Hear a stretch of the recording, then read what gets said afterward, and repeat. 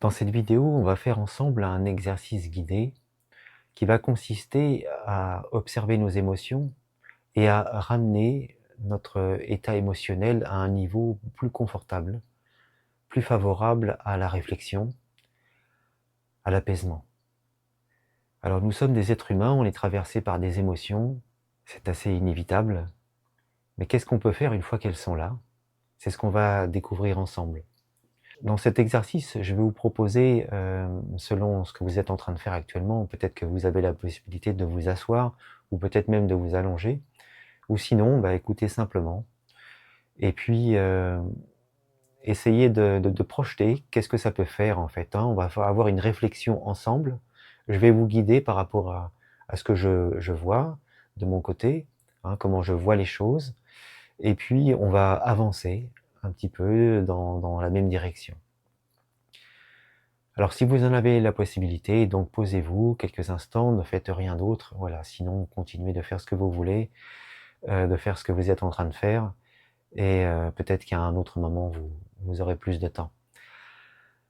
Alors posez-vous, et on va considérer que vous pourriez être traversé par des émotions qui sont souvent, quelquefois, incontrôlables, surtout quand elles touchent une blessure, hein. Donc on va considérer que c'est le cas, mais dans l'immédiat, voilà, considérez que c'est un entraînement, une découverte. Et c'est peut-être bien de découvrir comment vous pouvez faire de telle sorte que lorsque vous serez traversé par une émotion, eh bien, vous sachiez déjà ce que vous pouvez faire et comment vous allez pouvoir le faire. On va revenir simplement à la présence. Hein, j'ai déjà expliqué dans une vidéo précédente que le mental a tendance à disparaître dès qu'on revient au moment présent. Et plus on est dans le moment présent, et s'il n'y avait plus que ça, eh bien, le mental n'aurait pas d'existence. Hein, ce qui fait qu'on peut avoir peur de quelque chose, c'est qu'il y a cette notion, on sait qu'il y a un futur possible. Si on ignorait complètement ce qu'était le futur, il n'y aurait aucune peur possible.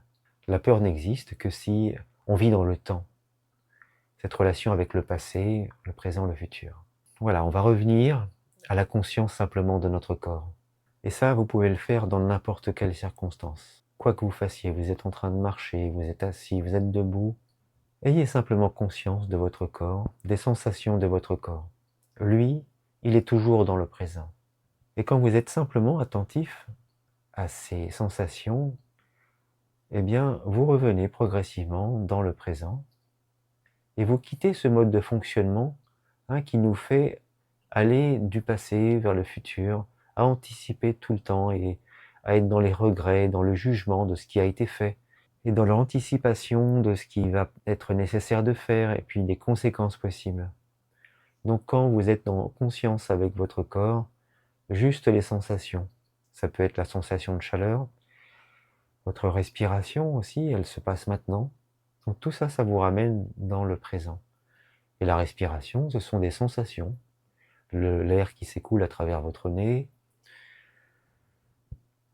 le bruit de cette respiration que vous entendez, c'est maintenant. Voilà, tout ça c'est le plus simple et on avait déjà découvert ça dans une vidéo précédente. Mais maintenant on va ajouter ce qui est en train de se passer, ce qui pourrait être en train de se passer, que vous soyez traversé par des émotions, en ce moment même. C'est-à-dire que vous pourriez avoir une peur un peu démesurée bien sûr, inappropriée, qui vous handicape, qui vous empêche de bien réfléchir. Voilà, regardez simplement l'effet que produit cette peur sur votre corps. Où est-ce que vous la localiseriez dans votre corps, cette peur? Elle peut vous faire un nœud à l'estomac, par exemple, vous nouer la gorge, vous empêcher de vous exprimer normalement. Alors découvrez et ressentez sans essayer de la faire disparaître. Hein, l'exercice ne consiste pas à faire disparaître cette émotion. Vous allez vous laisser traverser par cette émotion-là en n'en perdant pas une miette. C'est-à-dire que vous êtes 100%.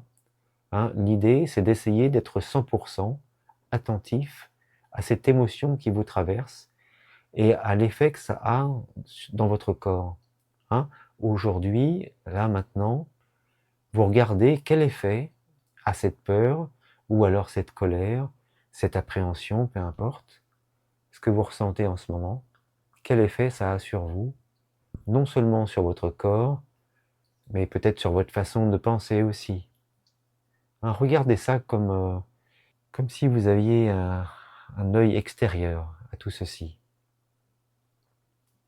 Et progressivement, voilà, toujours avec cette respiration que vous pouvez observer, sans essayer de la changer, vous observez simplement. Vous ne modifiez pas ce qui est en train de se passer. Le fait simplement d'observer, d'être conscient, juste attentif à ce qui se passe, cette émotion, même si c'est de la colère, même si c'est un état d'agitation très fort, dû à cette émotion qui vous traverse, eh bien, il y a comme quelque chose de calme, en profondeur, qui est capable d'observer tout ceci.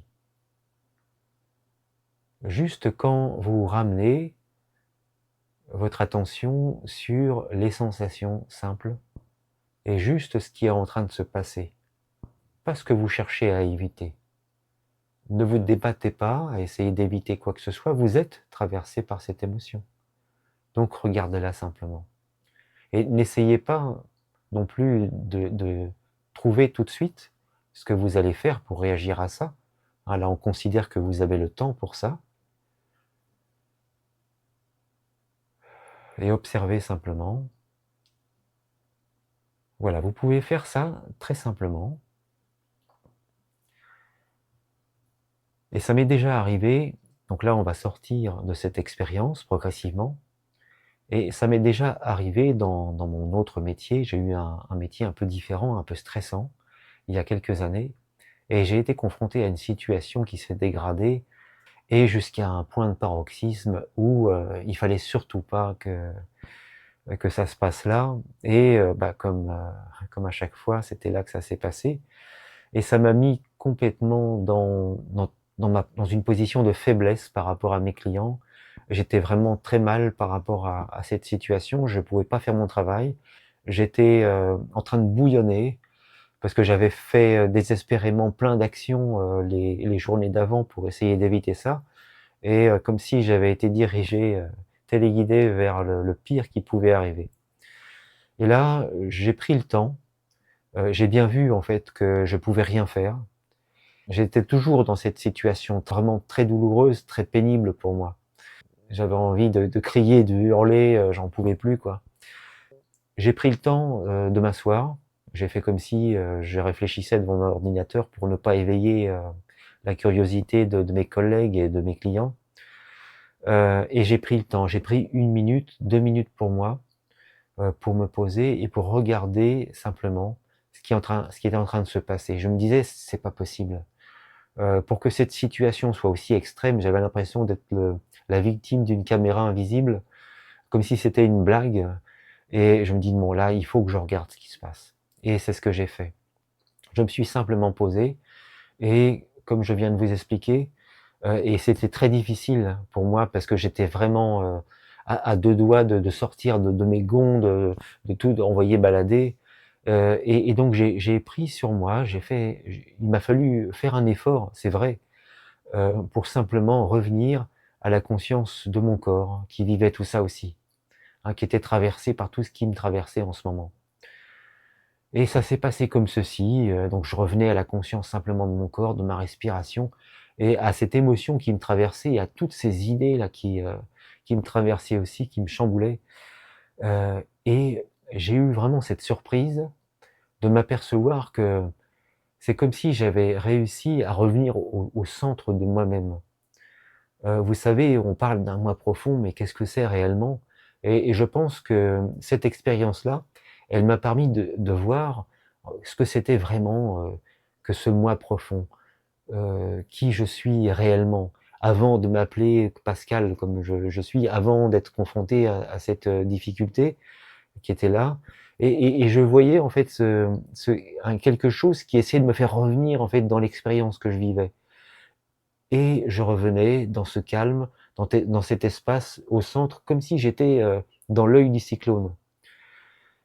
Après, bon, voilà, il a fallu que je quitte cette expérience parce que j'avais à parler avec mes clients et puis à expliquer ce qui se passait. Et puis, on a décidé ensemble d'interrompre ce qu'on était en train de faire, hein, les tests qu'on était en train de faire ensemble. Mais cette expérience, elle a été vraiment très enrichissante pour moi.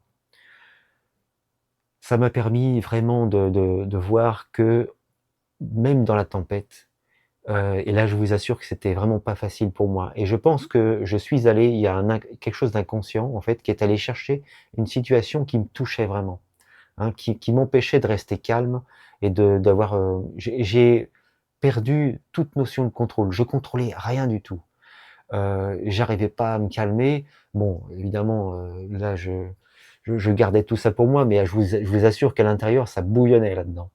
Une vraie cocotte minute.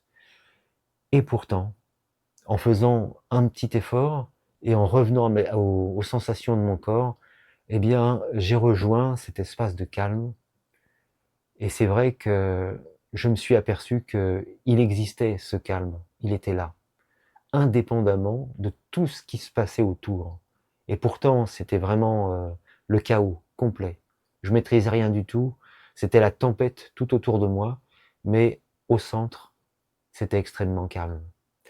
Donc, je vous souhaite de faire une expérience semblable. Ne cherchez jamais un résultat lorsque vous faites une expérience. Découvrez ce qui se passe simplement. Vous serez quelquefois surpris des résultats qui vous arrivent. Lorsqu'il m'est arrivé cette expérience, je m'attendais pas à ce résultat-là. C'est la clé de la réussite, je pense, c'est de ne s'attendre à rien du tout, hein, d'être prêt à tout, simplement. Je vous dis à très bientôt pour une prochaine vidéo et je vous souhaite une très belle journée. À bientôt.